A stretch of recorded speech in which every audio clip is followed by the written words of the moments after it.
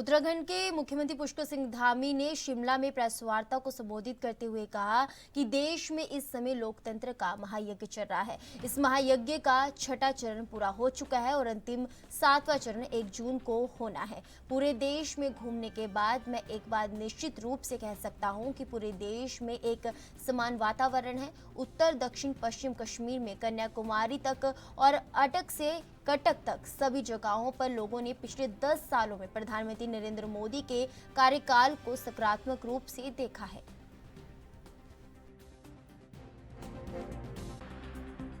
Digital media, social media समेत सभी आए हुए सभी बंधुओं का मैं देवभूमि उत्तराखंड से आया हूं। देवभूमि हिमाचल के लोकतंत्र के चौथे स्तंभ के सभी भाइयों को, सभी बहनों को मेरा नमस्कार। और आप सभी जानते हैं कि इस समय देश के अंदर लोकतंत्र का महायज्ञ चल रहा है और इस लोकतंत्र के महायज्ञ का 6 चरण पूरे हो चुके हैं। अंतिम 7वां चरण 1 जून को होना है और उसके आज प्रचार अभियान का आज अंतिम दिन है। आज प्रचार थम जाएगा। तो पूरे देश के अंदर अनेक स्थानों पर इस चुनाव प्रचार अभियान के दौरान मेरा जाना हुआ है। अनेक राज्यों पर अनेक रोड शो के माध्यम से, रैलियों के माध्यम से, जनसंवाद के माध्यम से पूरे देश में जाने के बाद मैं एक बात कह सकता हूं कि पूरे देश में जिस प्रकार का वातावरण है,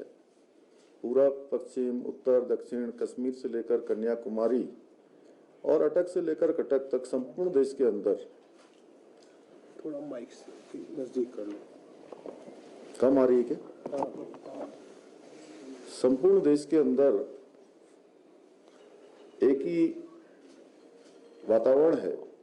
कि लोग पिछले 10 साल का जो माननीय प्रधानमंत्री जी का, मोदी जी का कालखंड है,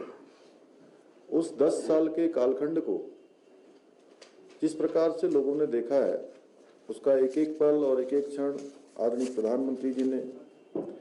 देश के लिए समर्पित किया है और देश 10 सालों में तेजी से आगे बढ़ा है। और हमारी पार्टी भी इस लोकसभा के चुनाव को बहुत ही सकारात्मक मुद्दों पर लड़ना चाहती थी और इसलिए बीते 10 वर्षों का जो रिपोर्ट कार्ड था वो जनता के समक्ष प्रस्तुत किया गया। किंतु जो कांग्रेस का मैनिफेस्टो था, उस मैनिफेस्टो में तुष्टीकरण और एक वर्ग विशेष को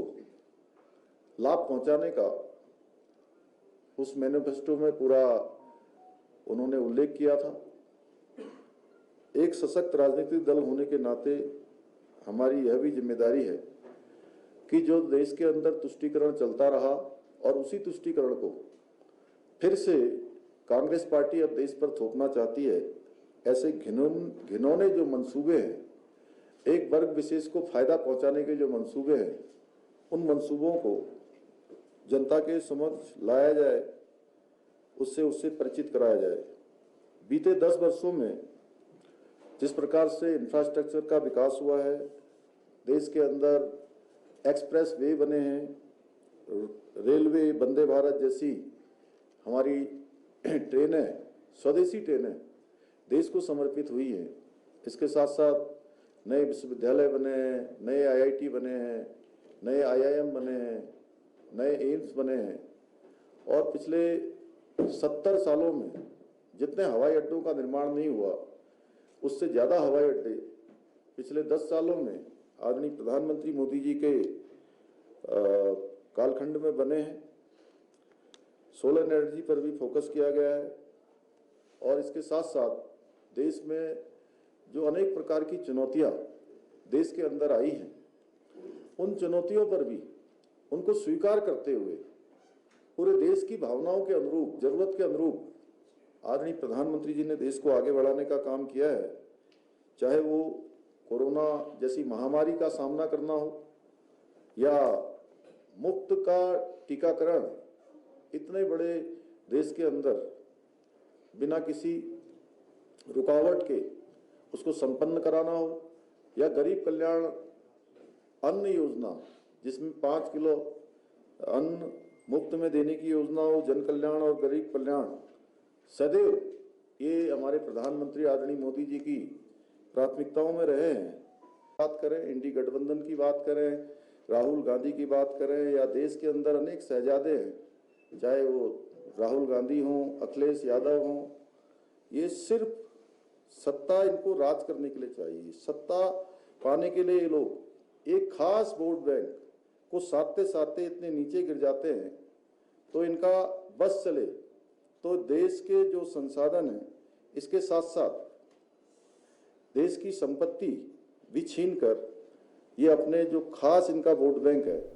उनके चरणों में डाल दें।